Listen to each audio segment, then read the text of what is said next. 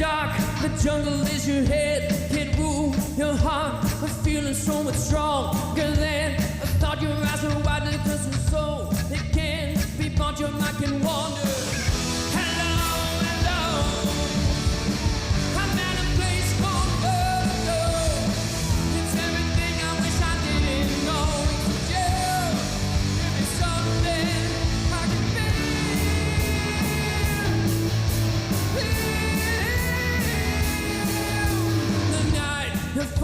Of holes as bullets rip the sky, of ink with gold, the twinkle as the boys they rock and roll. They know that they can dance, at least they know I can see the beat, and asking for the check. Girls with crimson nails, Jesus trying to neck, swinging to the music, swinging to the music. Whoa, whoa, whoa, whoa. Hello.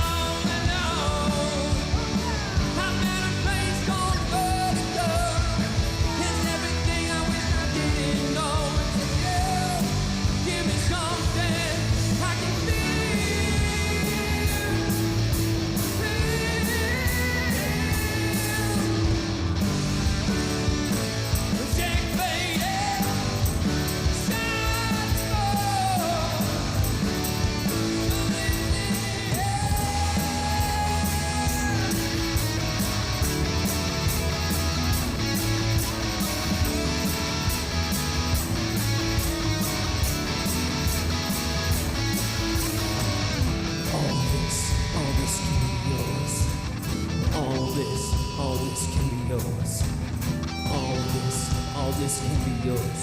Just give me what I want, and knowing it's hello, I'm at a place called Vertigo. It's everything I wish I didn't know. And you give me something I can feel love deep in me out. Your love is treating me out.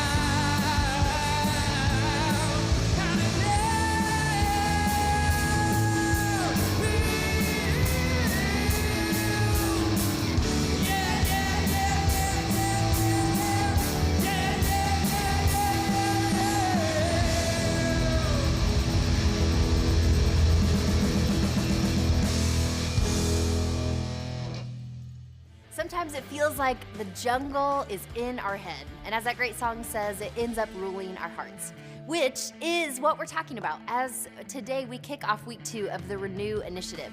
So hey, welcome to Crosspoint. My name's Abby. We're so excited that you're tuning in with us as we continue perhaps one of the most important seasons in the history of Crosspoint, as we consider what God not only wants to do in us, but through us. And today we're going to take a look at how Jesus teaches us a powerful, counterintuitive dynamic when it comes to renewing. It's called surrender. But before we get to that, we'd love to connect with you, and the best way to do that is simply scan the QR code or fill out the form next to the stream. Take a moment, tell us about yourself. If it's your first time with us, I want to say we're so excited that you're joining us. Now, before we head back to the venue, just a couple of things that we'd like you to know. The first is this Renew Initiative that we've already mentioned. This is all of us listening, praying, engaging, sacrificing for a long-term vision, and getting a front row seat to see how God moves in and through us. For those of you who join us online, this includes you. In fact, we've got a couple special Renew Vision briefings just for you, and 3 virtual vision briefings. This is where you'll get to hear the nitty-gritty details about the Renew Initiative, have the chance to get the specifics on why, the what, the details, as well as ask some questions about what this Renew Initiative is all about. We'd love to have you join us. You can RSVP at this QR code. And if you've yet to get a Renew prayer journal, there are 2 ways to access this for you, our online crowd. First, you can download a digital prayer journal at crosspointweb.org/renew, or number 2, let us know on your connection card and we'll drop one in the mail this week. Another brand new way to connect, be sure to check out our brand new XBT Messages audio podcast, where all of our weekend messages are now available on your favorite streaming services. Whether you miss a weekend and want to listen in on your commute, during a workout, or on a run, check out and subscribe to XBT Messages on your favorite platforms, where you can get access to every weekend message right at your fingertips. And last, for all of you March Madness fans out there, mark your calendars. On Thursday, March 16th, you are invited to the March Madness viewing party here at the Commons at Crosspoint, which will include free Ale Emporium appetizers all day long, games on the screens, and of course some fellow fans to celebrate this great day. So join us for part of the day, all of the day, hang out all day, watch and work, or, just watch, enjoy the food. Then after the Thursday evening early weekend service that night, we'll cap it off with a March Madness after party. It is going to be a blast, all happening right here. All right, we've got a great service today. As we head into week 2 of the Renew Initiative, one of the things that history shows us is when hearts are full, lives are renewed, and it changes things, both us and others. Here is a great story from this past week's 40-day of prayer devotionals. Take a look at Danielle's story. Hi, my name is Danielle Skudich, and today we're looking at Ezekiel 36:26, and the focus is all about the heart. And I will give you a new heart, and a new spirit I will put within you, and I will remove the heart of stone from your flesh and give you a heart of flesh. When I think about this verse, I think about a time when I let my heart grow cold. You see, I'd grown up in the church. My dad was a pastor. My grandpa was a pastor. I've kind of seen and heard everything around the church growing up. And when I went off to college, I started to realize that I didn't really have a good relationship for God, for myself. Everything that I had focused on growing up had been really mostly around man-made rules around religion. And so I started to question everything, and that made me just kind of turn around and walk away from God and the church for a little while. And during that time, sadly, a lot of my friends and even some of my family that were in the church, they took that opportunity to turn their backs on me as well, and they really judged me. And I have to say that it was painful, it hurt, and it caused my heart to grow cold for a while. It really wasn't until my husband, Jeff, and I decided to have kids did we start to really think and talk about God again. And I quickly realized I wanted my kids to grow up knowing about God. So, we started praying, trying to find a place, a location, a church where we could connect with and really focus on the relationship with God, not about all the rules and religion. And of course, we found Crosspoint and we hit the jackpot, which was great. And through the past 4 or 5 years since being here, I've still had to consciously make the decision to ask God, even sometimes daily, God, can you please continue to soften my heart? Keep it soft, and just give me a clean and a pure heart through everything that I go through. In fact, I remember a very specific time where I surrendered my heart back to God after being gone and, being cold and hard for so long. It was during an all-church journey. I remember walking up and just, laying it all, giving it all to God. I said, God, I am all in. I'm sorry for all the time I wasted not putting you first. Please use me for whatever you need. And I have to do that all the time. So obviously, the rest has been history, and I'm just so thankful to find a place where I can continue to pray about keeping my heart soft and keeping it open to where God can use me.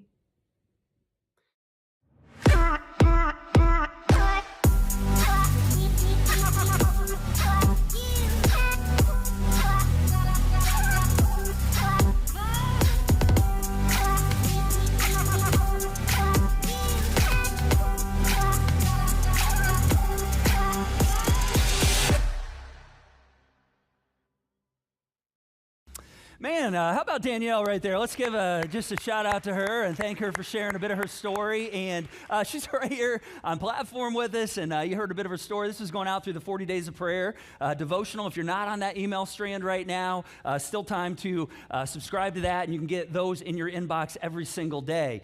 Well, man, we're excited you're here. My name's Curt, and if you're here for the first time, certainly excited that you're with us. Hope it's not your last time. Hope it's the first of many times. And how about those tuning online? Let's make some noise for those joining us in the online spaces across our city, our state, and our nation. Man, Excited to have you with us, and you might be thinking, if you're newer here, what have I just stumbled into? Well, perhaps something kind of amazing. In fact, we believe that these next, number of weeks that we're spending this time renewing might just be some of the most powerful of this year, perhaps even in a while. We just see that God's doing something, He's stirring something, and I think this is going to change the trajectory of lives, of families, of marriages, and we just believe that God wants to do something in us and through us. And so I realize you may not agree or believe all that. We're all at different places in our spiritual life, and you don't have to agree with anything that goes on here for that sake, but we're excited you're here, and we're in week 2 of this series, the Renew Initiative.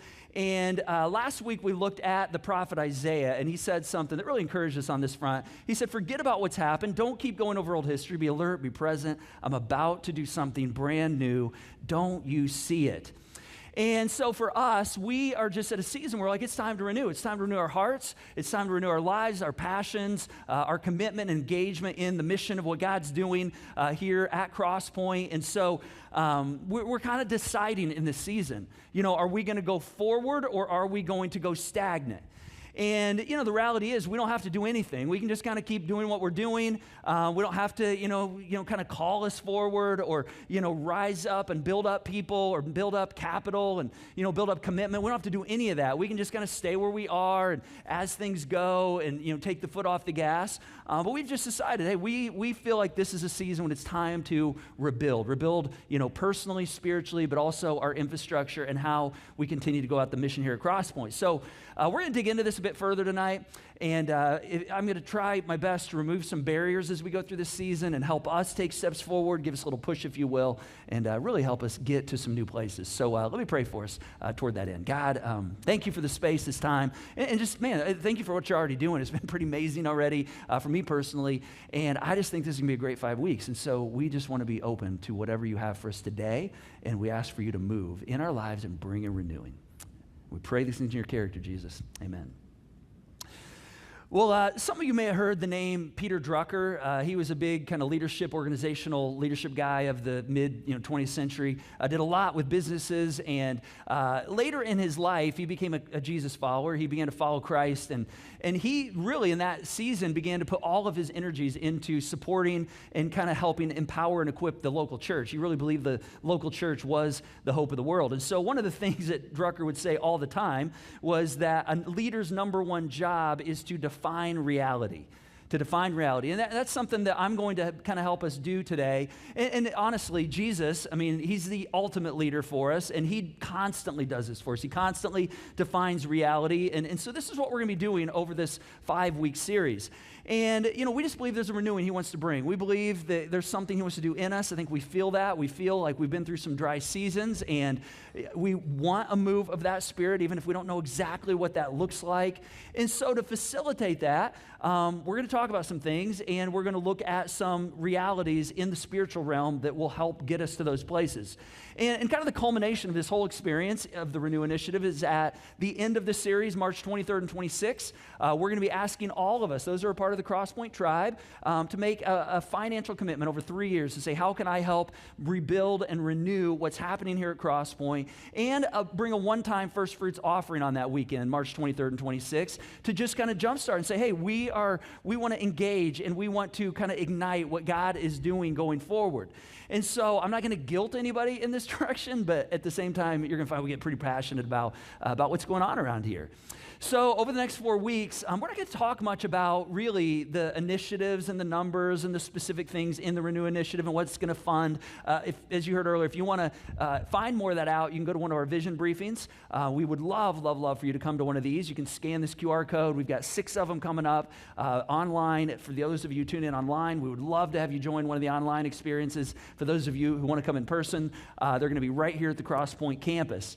Because, see, it's not really in the big picture about the numbers. All right, the coolest part of this is what's going to happen in our hearts, the renewing and the growing that's going to happen. And one of the things we've seen over and over around here is that when we go through this process and when there is a renewing and a filling, our engagement index just goes up, up, up. I mean, we begin to see things. We begin to be drawn to things. This is what causes people to jump in and start, engaging and volunteering and using their time and their talent to serve people. In fact, right now, we have like 25 spots, across Crosspoint that if we could just get volunteers in those spots, we would better be equipped to serve the people that we're serving right now. And we want to continue that going forward. Maybe you're one of those people that your heart's just beginning to be soft and you're like, hey, I want to begin to give a bit of my time to serving people. We notice our compassion index goes up.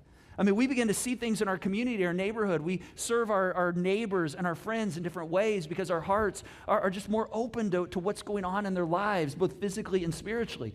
And we also see our generosity increase. I mean, not just in the joy box. Yeah, but, and through this initiative, but we see this all around. We saw this at Christmas through our give initiatives with the meal box drive and with the angel tree, the giving tree, and with, supporting things like Grace Horizon. You guys were amazing in supporting these things. This is what happens when God begins to stir in us and lives are changed as a result of it. So over the next 4 weeks, we're just going to go through a process where we're going to be asking first, all of us to go, okay, God, what is it you want me to surrender? What in my life do you want to maybe move in and out of my life? And, how do you want to use my resources? I mean, what do you want to do with what I have? Meaning, if I could get all of my stuff, this box right here is it's kind of sad. It represents a lot of stuff that's, when I say sad, all the important things in my life are contained in this box right here. What if I just took all those things and said, okay, God, those are all on the table. All those things are things that it's not really mine, it's yours. And so we're going to be looking at this. In fact, if this whole concept's new to you, we have a great little book that we want to give you free. It's called The Treasure Principle. And this is something that is in the Commons, and so you can just pick it up if you've never read it, and it will change the way you see your stuff. It'll change the way you view things that God has put into your life. And so I hope you'll pick that up today. And then the second thing we're going to do is, okay, God, what do you want that perhaps you've entrusted to me that you want back? And we're gonna listen. Second step is to listen. Now, a lot of ways we're kind of facilitating listening through this initiative. I hope you were able to pick up a journal. As Abby said, if you have not, grab one of these on your way out. They're online. If you want one in the online spaces, a physical journal, let us know. We'll mail it to you. This is a part of us listening, just spending time seeking God's heart, journaling each day. We've got emails that are going out. If you're not in that loop, with the daily guide, you'll get a little message like we just heard from Danielle. You can let us know, and we'll add you to that list. And then we also have this Tuesday prayer and fasting happening right here in the venue every Tuesday over the lunch hour, which last week, by the way, was just amazing. I mean, a number of us through here and just having some quiet time to just on our own spend some time talking to God. And I had a number of people on the way out go, man, why would we not extend this past just the 40 days of this initiative? Perhaps we will. I don't know. It was that meaningful for those that came. So if you want to be a part of that, man, join us this Tuesday anytime between 12 and 1, or you can pray and fast wherever you are in the space that you're at. And then third, we're going to respond. At the end of this, we're going to respond. We're going to kind of challenge each other to come together. And the Apostle Paul, he says God loves a cheerful giver. And cheerful givers are challenge givers. They're people who have been encouraged and kind of challenged to, hey, what can God do through you? And so we're going to do that. And, we talk about all kinds of things around here. We talk about relationships. We talk about dating and marriage and intimacy and sex. And we talk about, parenting and leadership and EQ. I mean, just all kinds of things that really connect in that life. And yeah, how often do we talk with each other about, how's your giving going?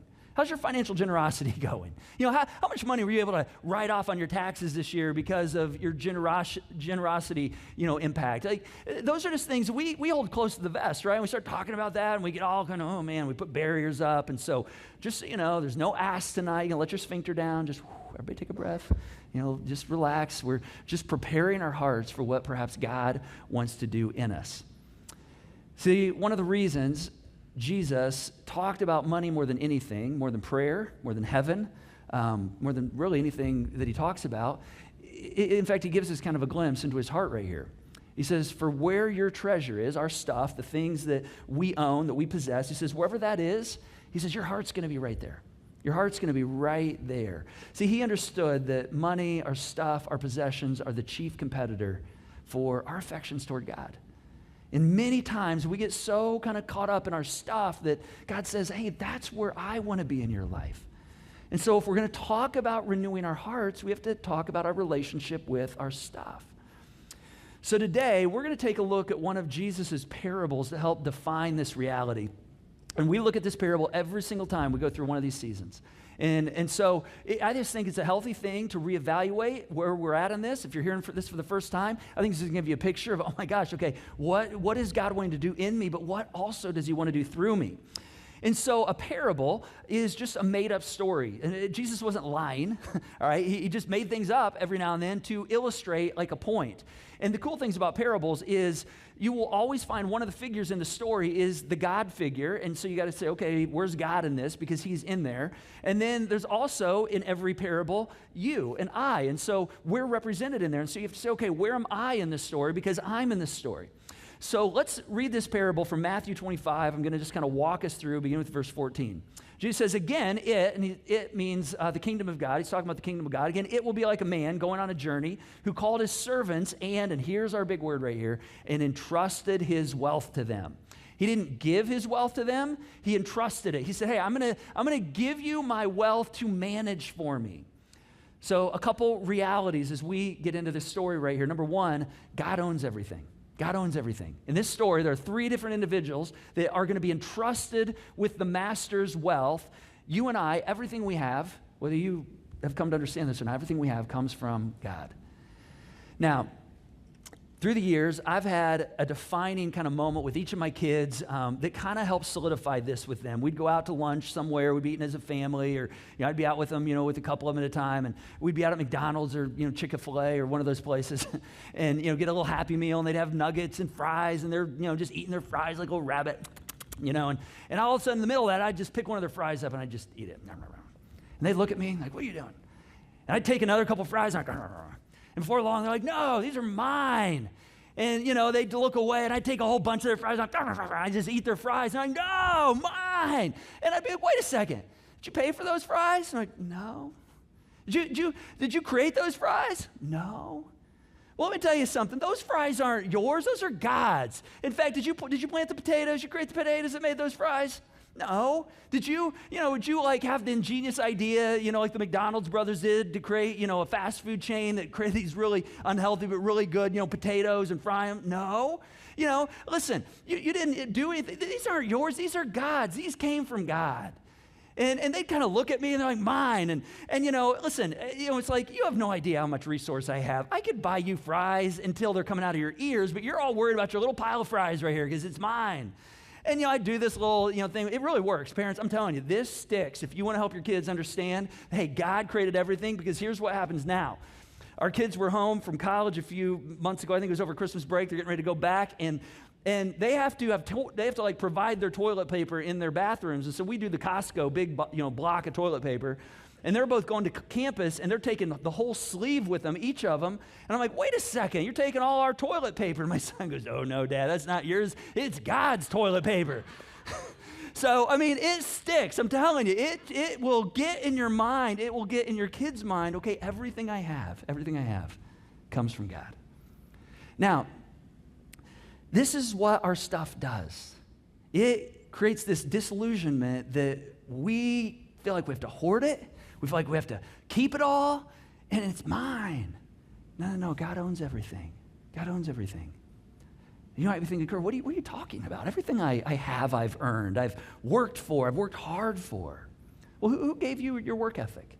Who gave you your ability to go to trade school or to get your MBA? Who gave you your mind? Who gave that to you? Who gave you the body structure to do the labor job and be really good at it? Who gave you, the ability to live in the United States of America? Listen, we've got problems here in our country, right? But listen, it's still the best place to live, most opportunity in the world. Who gave that to you? Everything we have actually came from the hand of our Heavenly Father. And see, when we begin to see life this way, man, we begin to view it differently. It changes how we view life. It changes how we view God. So let's see how Jesus continued this story here. Verse 15, it says, to one, he gave 5 bags of gold. In other versions, it talks about talents. Golden talents, kind of the same thing. To another 2 bags, and yet to another 1 bag, and each according to his ability. And so just like any good boss, manager, somebody who's kind of saying, okay, I'm going to put my employees and to trust them with certain things. This manager's going, okay, you right here, you're a 5-bagger. You got a lot going, right? You're right here, a 2-bagger, and everybody else, you get 1 bag. All right, 1 bag. Now, this is interesting because this this is where we see another reality of who God is, because this is a reality that God entrusts to all of us unequally. And see, this is a hang up for some of us right here, because some of us are like, man, that's not fair. Why'd God give more to them and not to me? And so we get in this like hang up with God. We're like, God, I just want you to be fair. Listen, you do not want God to be fair. You know what happens when God's fair? You die. That's what happens. All right? None of the grace that God created on behalf of through Jesus, none of that comes your way because you don't deserve it. None of that should come our way. We don't deserve it. What he does for us is totally undeserved and unfair. Now, all these people in this story, all three of them, they get a lot of jack, all right? They get a lot. Because one talent or one bag of gold in this version right here is equivalent, think about this, to 20 years of a day laborer's wage. So the one guy gets 20 years day laborer's wage. He gets one bag. Another guy gets 2 bags. He gets 40 years of day laborer's wage. The third guy gets 100 years of wages. I mean, that's a lot. So, no matter what's going on in our life and what we have or don't have, here's our third reality. God is a very, very generous Father. Very, very generous. And see, we're good with that. And we're like, yeah, he isn't. And I'm thankful for that. And we're all cool with that until someone else has something we didn't get. Have you ever noticed that? It's like your car. Like, you're good with your car, right? You're like, I love my car. I love my cars until I see somebody that has stuff in their car that I don't have. Then I'm like, man, when they get that car? And I want the self-driving feature. And, or you go to like a friend's house and they have 12-foot vaulted ceilings and you only have 9. And you're like, honey, you get home, you're like, honey, I just feel cramped. And you're like walking around, you're like, with your head low, you're like, I just feel like we need higher ceilings. It's like we're fine with it until we see what somebody else has. And then all of a sudden, we're not okay with it. Have you ever noticed how that works? See, in my life, I have actually seen both of these last two principles at work. I very clearly see God is very, very generous. And yet at the same time, God is unequally generous in giving toward me. For instance, why is it that I get to be the pastor of this group of people? Why is it that I get to be this pastor of this amazing group of people called Crosspoint? I mean, why is it? I think it's pretty cool. I don't know. I mean, listen, there are pastors that, are much more spiritual than I. There are pastors who know the Bible better than I do. There's pastors who don't spit when they talk, who don't make up words along the way. You'd be embarrassed if I told you what I said earlier today when we were running through this. It was not sufficient for work, okay? Just slipped out. And there are pastors who use a lot better language than I use. Mine gets kind of, not is kind of crass at times. There are pastors who just are more godly. Why are those pastors sometimes stuck someplace where their church just sucks them dry? I don't know. Honestly, I don't know. I mean, honestly, I have a great job, and it's an honor. I feel blessed. In fact, I tell people sometimes, I used to have a friend that would say this all the time. He'd say, people wish they had my problems. Man, I feel that way all the time. I got problems. We got problems. Everybody's got problems. Man, people wish they had the problems that I get to work through. It's awesome. Well, why me, though? I don't know. On the other side of that, I love to run. Love to be outdoors, and over the last number of years, I've now had 3 meniscus surgeries on one of my knees. I continue to have problems with it, and the one in the fall, I'm still kind of rehabbing back. I'm only running like 1.5 miles a day, every other day. I can't run 2 days in a row. And I'm like, okay, God, I love this. Why am I having these problems? And then I see, some of you're like, the furthest you work out is going from the couch to the fridge to get a beer. You're like, that's it? And yet you got great knees. I'm like, why do you get those knees and I don't get those knees? I don't know. I could go on and on and on. God gives. He gives unequally. See, the point here is you can look at your life and see things that other people have that you don't, and things that you have that other people don't. And when we begin to notice these things and we begin to see God is involved in both of those, when we begin to reflect and go, oh my gosh, I see God in both of those scenarios, when I reflect on that, guess what happens? I spiritually grow. That's why I hope you're doing some journaling in your Renew journal. Because, man, when you reflect and you begin to see things about how God operates, it spiritually renews us when we allow ourselves to see this tension. Jesus, he goes on right here. It says, then he, and now he's talking about the master. He said, then he went out on this journey. And the man who received 5 bags of gold at once went and put his money to work and gained 5 bags more. So the guy that was given 5 bags, he goes out and he invests it. And as we're going to see in a moment, after a really long time, he goes back and doubles that investment, and he brings double what he was given back to his master. And then verse 17 right here, it says, so also the one with 2 bags of gold gained 2 more. So he did the same thing. So he takes his 2 bags, what he was given, he goes out, invests it, and after a really, really long time, as we're going to see again in a moment, he doubles that, and he has twice as much to bring back to his master. And then verse 18, it says, but the man who received the 1 bag, the 1 bagger, all right, he just went off and dug a hole in the ground and hid his master's money.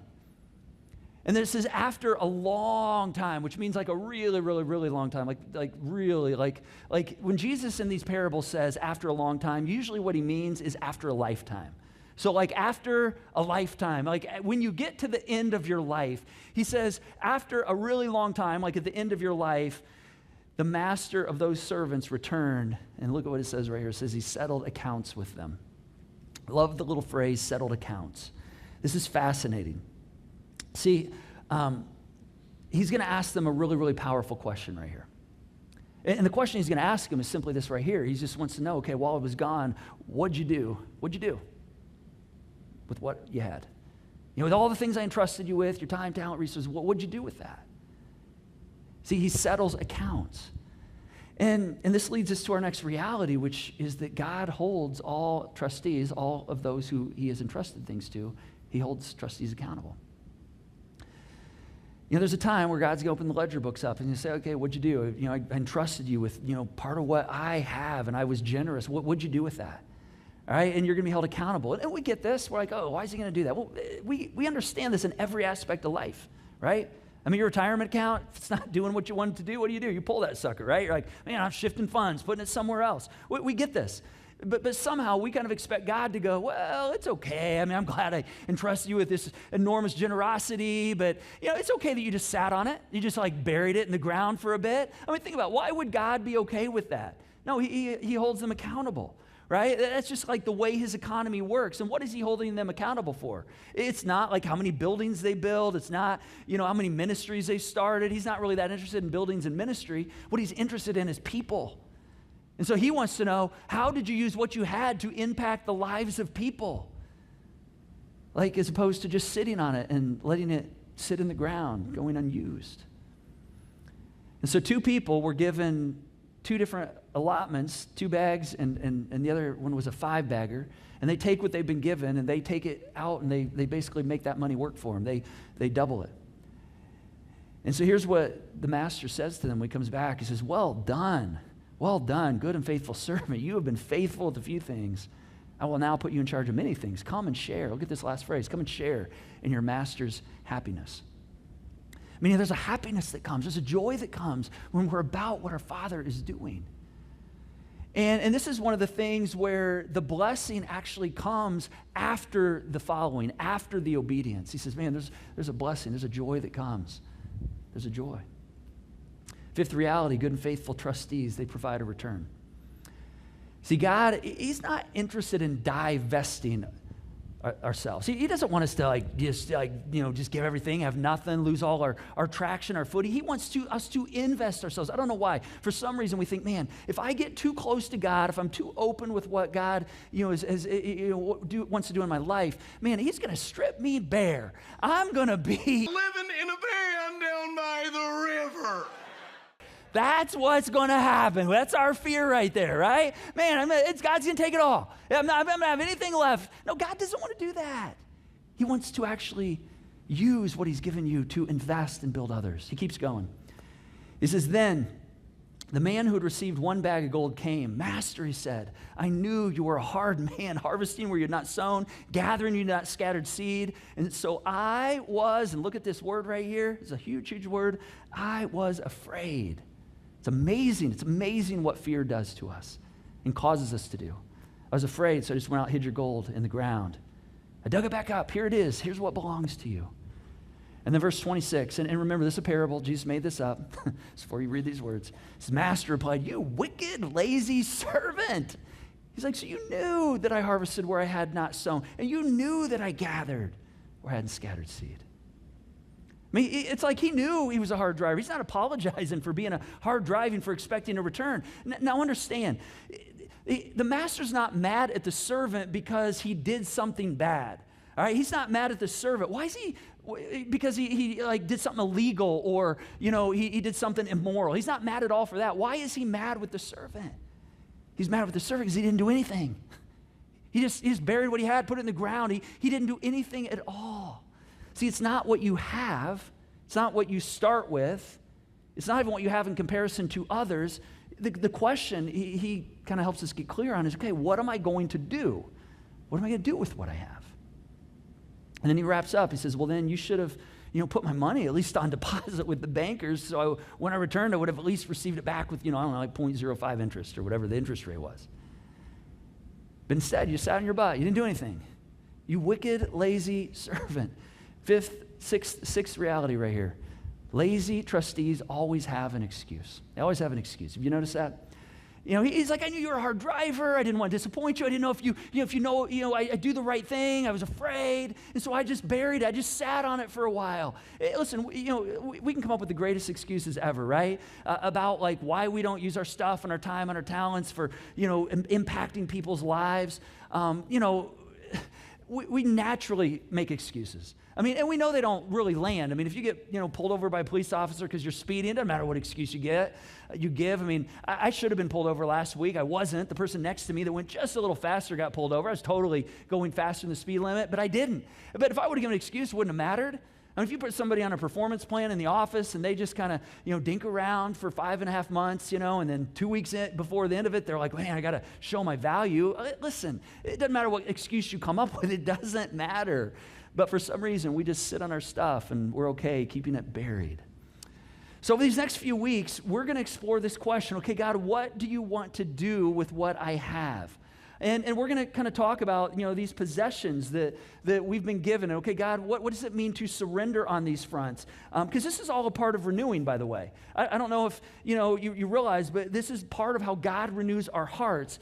And so I want to kind of walk you through something Julie and I do every single time we come to one of these initiatives, because some of us are new to this. We just recognize, okay, everything we have, God, like my cell phone right here. I love my cell phone. I can't imagine life without it. Cost me quite a bit of money, but that's on the table. You've given it to me. You helped me fund that with stuff you've given to me, so that's just want you to know I recognize that as yours. All right, and then here's my house keys. My house keys, God. I love my house. We moved into our house about 4.5 years ago. We've loved our house. Just as a space for our family. And this is the 5th house we've lived in. And every time we move into a new house, we really just say, okay, God, we're using the money you've given us to help fund this. And yet at the same time, this is really yours. This is your space. It's not ours. We treat our house that way. In fact, a few weeks ago, we had a friend who was quite ill for a while, and he lived in our basement for a time because we have space, and we just were like, God, we want you to use this space to bless people. That's just our posture with our house. So God, I don't know if you want me to downsize or upsize. I'm open. Whatever you want to do, that's on the table, including my furniture, which I like to sit on in my house. You know who else likes to sit on my furniture? My dog, Minnie. She likes to sit on my furniture, leave her hair all over it. And in fact, this is your dog, God. She's gotten better. She used to make a lot of messes. Now, she only pees on the floor every now and then. It used to be like she'd do submissive urination stuff. Somebody new'd come over and she'd just leave a puddle on our floor, God's floor. So it's like, all right, God, just leave a puddle on your floor. Minnie's right there. And then, recreational vehicles. I've got a couple snowmobiles. They don't look nearly as nice as this. This is a really nice one. These are ones I rebuilt, but they're sitting in my backyard right now because, God, you haven't actually sent much snow this year. So they're sitting on a dry backyard. They're probably going to go on a trailer and sit in a parking lot now for the next 9 months. So I don't know. Maybe this is the season where you want to repurpose that. You want to say, okay, that was great for a season, but let's get rid of that and reinvest that cash. We have 3 cars in our home. All Hondas, two Honda vans and a Honda Pilot, and total of about, 456,000 miles across all 3 of them. 2 of them are paid for, one's still being paid for. And I love my cars. I love my cars until I see some of your cars. I'm like, I think I want your car. Because it's funny how you're good with what you have until you see what everybody else has. But I like my cars. But those, every time we go through the season, okay, God, those are on the table. Our retirement, I got retirement accounts. Julie's got a lot of retirement accounts. God's allowed us to be able to, fund some of our future retirement, hopefully one day. But that, every time we get here, well, God, honestly, our trust is in you. We're trying to be diligent, but everything we have, we see as yours, including our cable. We cut cable actually a number of years ago during the Crazy Initiative, as many of us did, and repurposed what we were paying for cable to give to something we love more, which is helping Crosspoint, go forward into, buying this land, and a bunch of you did the same. Since then, we have re-added Netflix, Disney Plus, Hulu, Sling. We got all the applications. It's like $5 here and $7.99, $10.99, $29. But perhaps God in this season is saying, okay, maybe I want to repurpose some of those. So, we just go through the process of all the things we have, including, this is an interesting one. This is my Colts season tickets. This is something I love to do with my son. And honestly, I make money on this one partly because we're really bad. We have a lot of 1 o'clock games. I can't make 1 o'clock games, so I sell my tickets and I make money. I make more money than I pay for them. And so God probably doesn't want to take that back, and he knows my son and I love it, but every time we go through the season, it's like maybe this is a time where we have to reconsider. See, this is a process of surrender that we go through.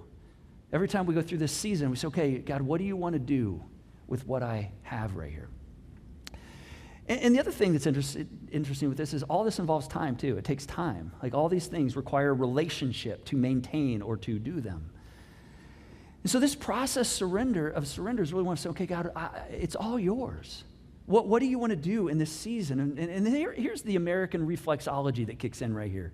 So for instance, our 2012 Honda Odyssey van, we had 2 cars in the shop over the holidays. One, my car was totally unusable and had really extensive repairs. One of our other older vehicles had some problems. And that one was the only one that was working well. And, we had to make the decision, do we replace my car or do we make about 4 car payments worth of a payment to repair it? And we decided to go that route because it's like after we pay that, 4 months later, assuming it makes it, we're not paying a car payment. So that's what we did.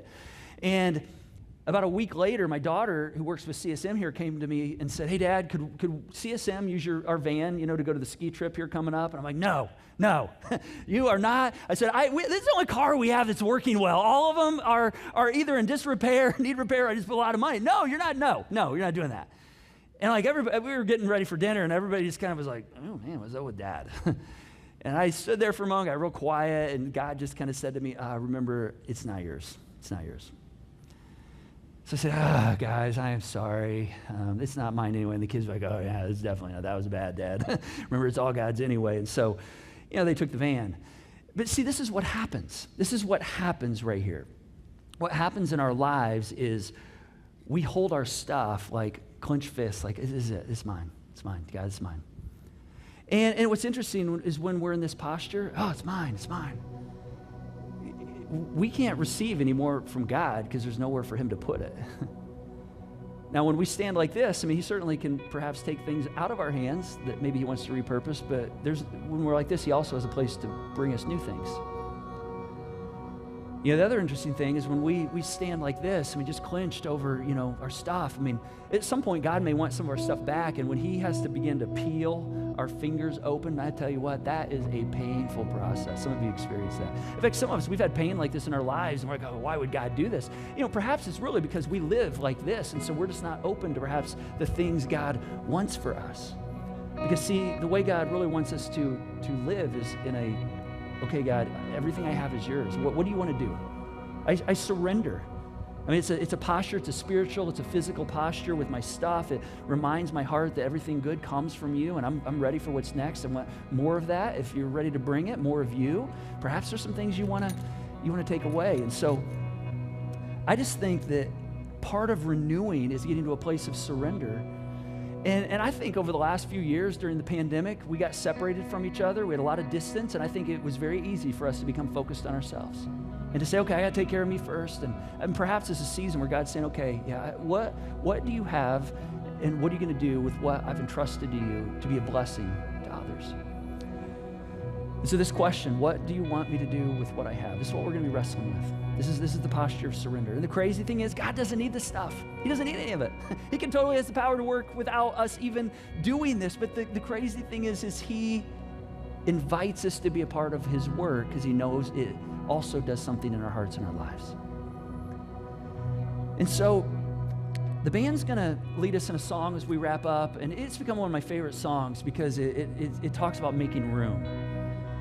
And as they sing for us, I'm just going to ask you to kind of sit and ask yourself, okay, am I willing to be in an open posture? In fact, you might even, as you sit there, just sit, as an expression of that, say, I'm going to open my hands up on my lap. You don't have to put them up. You don't have to just, it's dark in here.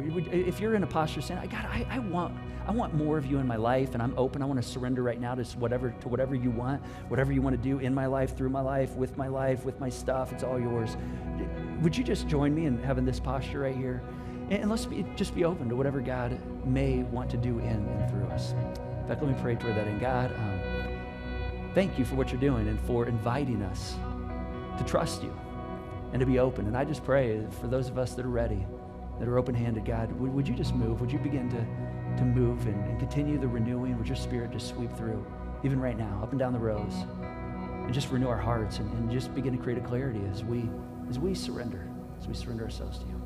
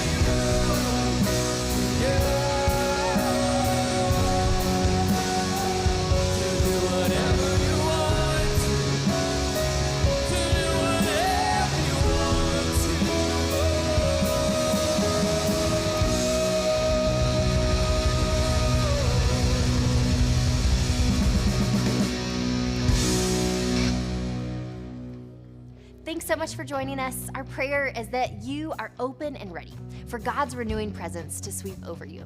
A great way to stay in tune is with this 40-day Renew prayer journal, which is available at crosspointweb.org/renew. You can download one right now. And also, we'd love to see you at a Renew Vision briefing. Now, if you'd like someone to pray with you today, you can text the keyword Need Prayer to 317-834-7373, and a member of our prayer team would love to be in touch with you. If you like what you've experienced today, you can donate by going to the online Joy box, go to the Give button at the top of the screen, make a donation, and know that when you do, you're fueling things like this online experience that's bringing joy and hope, changing lives all around our city, state, and country. So thank you for being a part of helping make this happen. Next week, for part 3 of the Renew Initiative, we can't wait to see you then. Have a great week.